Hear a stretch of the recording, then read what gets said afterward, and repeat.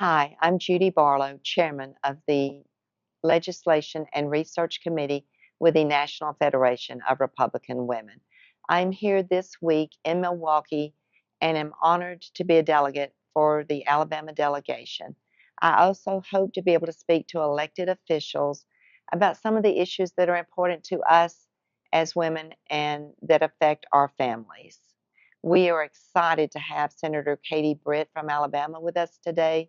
Senator Britt is a member of the Alabama Federation and also a true supporter of our National Federation of Republican Women. Senator Britt is a true champion for the issues that affect all of our women and our families today.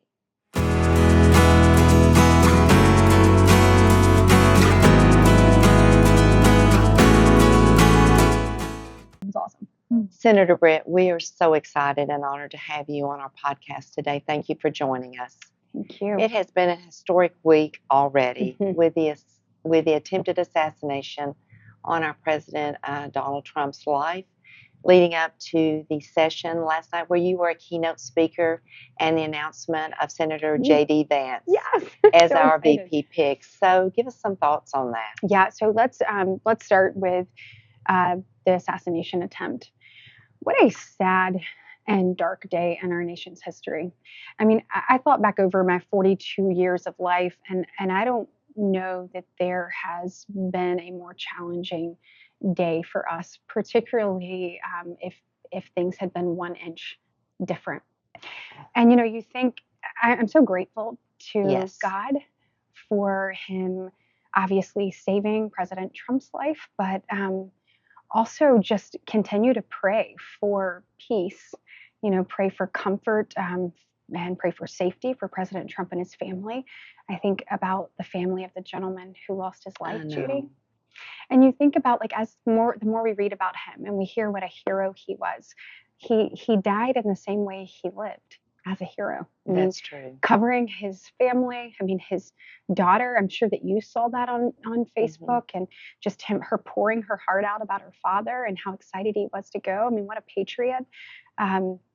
And so, you continue to pray for them, pray for all of those who were there, and you pray for our country. And so that's the first thing I really want Alabamians and Americans to take away from this is we have to turn our eyes to the Lord We and do. go to him in prayer and really kind of sort of search as a nation. And then second is just to remind people that political violence is never okay. It is never the answer. It is deplorable. It is despicable. It is intolerable. And it's fundamentally un-American. And so I just want to make sure, I mean, I talked about it earlier with you today, but I went back to, Romans 12:17 through 21, do not repay evil with evil. And it even says, to feed your enemy when they're hungry, and goes through a list of things. So I am hopeful that America will turn to the Lord in prayer and will look at scripture and really dig in and look for a pathway forward. You asked about yesterday. Yes. Wow. How exciting Oh is my that? goodness. I mean, I the electricity in the room wasn't it amazing? and just the raw emotion on Gosh, everybody's on face. everybody. So one of the things that I've kind of looked at also in scripture, Romans 5:3 through 5, it says in suffering, it produces perseverance, character, and Right. character, hope. You felt that Yes, hope absolutely. last night, didn't Yes, you? yes, I mean, absolutely. so I am so honored and humbled, first off, to represent the people of Alabama. It's an honor of a lifetime. It's something that, I get up every day and just work hard to be worthy of the trust that you all have placed in me. So thank you. And then last night for the party for President Trump to ask me to be a part of giving our message to the nation, it was incredible. And so the moment was wonderful. Like, I got out on stage and Alabama I was know, cheering loud. we were loud, weren't we? It was wonderful. But delivering the message and the difference in Joe Biden's America and Donald Trump's, the differences couldn't be more stark. And last night, as you saw, we were talking about the prosperity of the nation. Yes. Right? And Yes. hardworking Americans, Yes. and how it's hard to make ends meet under Joe Biden. How we all know, you can flash whatever number up on the screen. We know our dollar does not go as far. And so being a part of delivering that message and also just speaking directly to it, because it's not only our prosperity, it's our security, it's our safety. All of these things that we see in decline under Joe Biden and Kamala Harris's administration. So that was amazing. And then to your last point, for President Trump to invite Wesley and I to sit in the presidential box with him. Oh my gosh.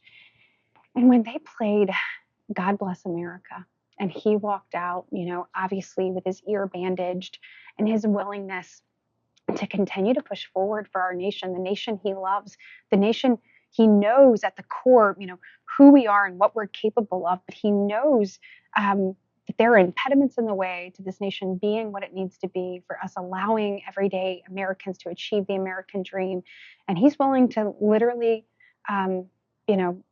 put himself right out front to try to get us back on track. And it was just, didn't you feel like it was an incredible moment? Yes. And we all feel close to President Trump. We associate with him as a fighter for us. And it's not a violent fight. No. It's when we're chanting fight, fight, fight. Mm-hmm. It's fight for our values, fight right. for our morals, That's fight right. for our country, Yes. for our families. Yes. And you talked about our families. I sure did. And the needs for our parents and our families in your speech I last did. night. And like, raising a family it's hard enough as it is. I mean, it is. I mean, I being a wife and a mom is, the greatest just honor, truly, to have an opportunity to raise my children. Mm-hmm. And, that's one thing, J.D. Vance, you mentioned, obviously, him being named VP, that we have talked about, is what it's like to raise children in this environment. And so I think speaking directly to that and saying, it's hard enough already. And when you look at what Joe Biden and Kamala Harris have done, it makes it that much more difficult. And I am excited to your earlier point about JD. I mean, it's not often that you get to say that one of your friends has been named as vice president. I mean, how awesome is that? Oh my gosh. I mean, it is amazing to see him on this ticket.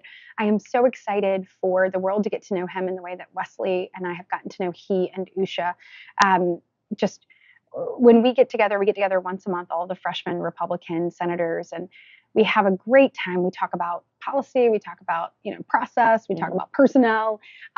But more importantly, we've gotten to know each other as people. And I'm proud to call him a friend, and I am excited about what he brings to the ticket, the energy, and I'm excited about them winning in November. And, we have such a deep bench now. We do. Of rising stars and stars that are there like yourself, and Senator Tom Cotton, and J.D. Vance, and Marsha Blackburn, and Ted Cruz. You can keep going. And the list goes on and on. And that's so exciting. And for the future of our country, it's not just about the next 4 years. It's about our future. That's right. For our families. That's right. And you talked about that. And you talked about what's important. You also talked about social media and, just mental health. Mm-hmm.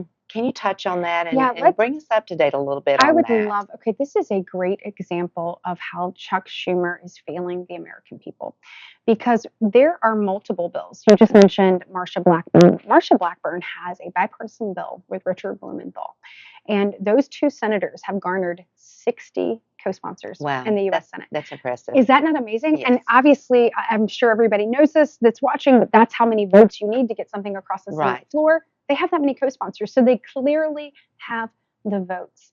And yet Chuck Schumer has chosen to use the last few weeks to do ridiculous messaging bills, just completely confusing the American people, trying to distort Republican position, and yet will not put a social media bill on the floor. As you know, I have a social media bill, myself and Ted Cruz, with Brian Schatz and Chris Murphy. We have come together not as Democrats or Republicans, but truly as four concerned parents, because we just look first, number one, we don't have to ask anybody what it's like to raise a kid. We are raising teenagers in this environment. Second, we just look at the data. So if you go back, 1 in 3 high school young women last year said she actually considered death by suicide. Wow. And it tracks with the fact that between 2011 and 2019, the depression rate amongst our young people more than doubled. that perfectly coincides with the rise of social media. So if you look at that, you look at what I just said, 1 in 3 high school young women actually considering death by suicide, and then 9% of our high school population, 9% actually attempted death by suicide. And that is unbelievable. There is a mental health crisis at foot with our young people. You know, we have challenges as Right. adults, seeing things on social media, not responding, people being keyboard warriors, saying things that they would never say in a direct conversation. And so you think about what it's like for these young people. And we've got to put up guardrails. We have to. And I am so disappointed that this is something that should be bipartisan, and Chuck Schumer is choosing to not put it on the floor and not let us actually do something about it. And that's the American people deserve better. Yes, and we see that as chairman of the Legislation and Research Committee, as I'm watching the bills, and I want our members to know that you guys are diligently working. We are to get bills passed. We are, and they're passing the House, and there's and even in the Senate, you guys are working on bills, but they're sitting there. They're sitting there. Thank you. They are sitting there, a lack of leadership. Yes. So Chuck Schumer is not putting bills on the floor that are bipartisan. We are not getting the opportunity to actually debate them in front of the American people. It's just like what you saw him do with the impeachment of Alejandro Mayorkas. Right. I mean, he sidestepped it so that the American people didn't have an opportunity to see the facts laid out in front of them and allow us to make a decision and do our job.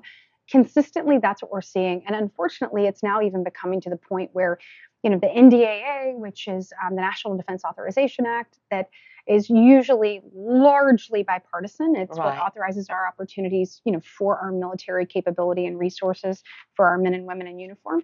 You know, and he's playing politics with that right now. I mean, he's putting ridiculous messaging bills on the floor that he knows are a solution in search of a problem, just to churn up his base and fear, truly, and in the American people. And here's the deal. I have said, I went to the floor and I was like, this is Chuck Schumer's summer of scare tactics. Yes. And then he's just going to move us into a fall of fear mongering.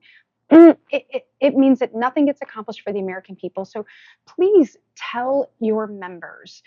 I mean, we are working diligently. Yes, you are. These bills are here. We are putting in the work. We are thinking through, okay, how do we push back on this? How do we do this? And then Chuck Schumer ensures that those bills never see the light of day. And this is why it is so important that we not only take the White House, but we take back the Senate. Absolutely. And we hold the House. And then when we do that, Judy, we have to get to work for the American people.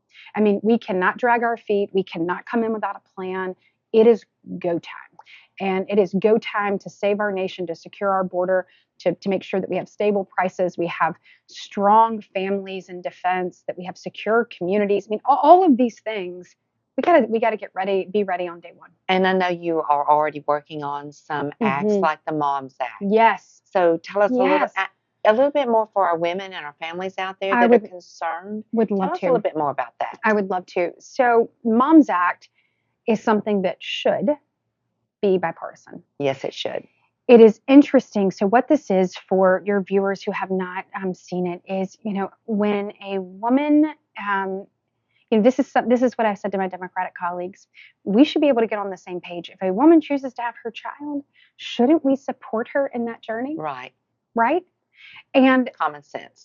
Common sense. And I am proud to be pro-life, and I am proud to work to support mothers and families and life. And I think that this bill shows that we are pro-woman, pro-family, pro-life, you know, all wrapped up into one. So the first title of the bill allows there to be a database that, or not a database, excuse me, that's what the Democrats keep saying. Right. Allows there to be of all of the different, you know, any resources. So it's basically a database of resources for women who find themselves to be pregnant. They need that help. Exactly. So they will Google it, and then they can find everything at their fingertips. Because I remember when I found out that I was pregnant, first thing I did was Google it. And like, what am I supposed to eat? And when do I need to go to the doctor? Exactly. And what does this mean? Exactly. So it's all of those resources, and what they have tried to turn it into. This is when you know the left is coming at you,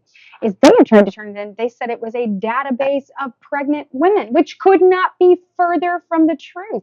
And that level of dishonesty, I truly was surprised by. I mean, I could not believe it. The second title of the bill provides resources for women, whether it's diapers, whether it is trying to find their pathway forward on housing, or whether it's they live in a rural community and maybe they need telehealth appointments, those types of things. When you're a place like Alabama, we have a third of our counties are maternal care deserts. So there's no access to care in there. So how do we help these women as they are in their pregnancy journey, prenatal, postpartum, and early childhood? And then the last one allows women who would like to seek child support for their pregnancy during the prenatal phase of their pregnancy. And so I think it is something that both sides of the aisle should be able to get behind. You can tell how terrified the left was. They don't want us in this space. They don't want us talking about supporting women, because they came out and made incredibly false accusations that distorted the intent of not only distorted the intent of the bill, but actually made things up. I was proud we got 5 fact checks, like 5 that came back liberal fact checks that said the things that they were saying were not true.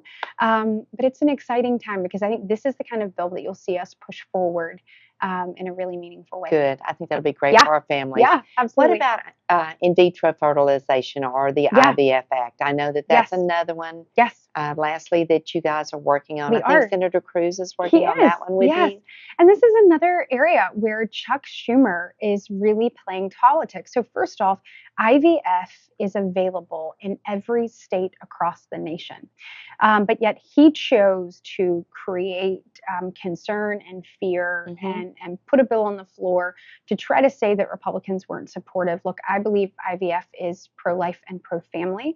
I've heard so many stories of, parents who have prayed for their child, and that procedure allowed them to be able to experience God's gift of life. And so making sure that women, have access to that across the nation is important. We went down, Ted Cruz and I had a bill that was very simple and that allowed that to be the case. The Democrats actually blocked it. It was the one bill that could have gotten 60 votes. They blocked it, and then put a bill on the floor where they expanded things into things like cloning and unfortunately into the areas that would lead itself to abortion, things that they know are not bipartisan. But we had 49 senators, U.S. senators, that led the effort with Senator Cruz. 49 senators get on a statement that just said we strongly support IVF and access to it. And so Democrats are once again playing politics. And unfortunately, the American people once again are paying the price. And I feel like in closing, with our Republican Party platform that we've announced, that we are addressing the issues that are important to our families, such as the border and the economy and parental rights. That's right. Which is what you and I just talked about. Yes. So it's encouraging to know that the future is bright for us, that we have plans for the future to rebuild our economy, to reestablish parental rights, and other things. So any last words that you'd like to leave? Yeah, look, the Republican Party is the party of parents. We're the party of families. We're the party of hard-working Americans. And we want to put parents back in the driver's seat when it comes to raising their children. Right. I mean, I did not sign up to co-parent with the federal government. And so I'm not going to do it. And I'm certainly not. I am the only Republican female in the U.S. Senate with school-age kids. And I am not going to sit by quietly while the Democratic Party tries to take my rights as a parent away. Like I mentioned, it's the greatest gift the Lord has ever given me, is the ability to raise my kids. I want to make sure that the values that our forefathers had, those Judeo-Christian values and the principles that they laid forward, are the ones that I'm teaching my children and the ones that they hold dear. And so whether it is making sure that we support moms in that prenatal, postpartum, and early childhood development age, whether it is fighting for children and giving parents the opportunity to put guardrails up when it comes to social media, putting them back in the driver's seat, whether it is a number of issues, whether we're talking about mental health, whether we're talking about what's happening at the border, whether we're talking about what's happening in our education system. Right. I mean, we had a hearing where we discussed the new regulations or proposed rules for Title IX. It is so discouraging as someone who is raising a young woman who loves to be out on the court in a number of ways, and just to see all the advancements that we've made for young women, to give them opportunity to lead, to strive for excellence, to be on a team, to earn and get opportunity, to be so quickly stripped away. And so we're going to keep fighting to put parents back in the driver's seat. I think it's critically important. I think that I have not only a unique window, I think I have an obligation to all of the parents out there to speak up, to speak loudly, and to speak directly. And that's what I will continue to do. Well, thank you for speaking up for our families and for our women. And we appreciate you, and God bless you. And we hope to have you back on another podcast I would in love the future to talk about more issues that are important to our families. Thank you so Senator much. I appreciate Britt. it. Thank you.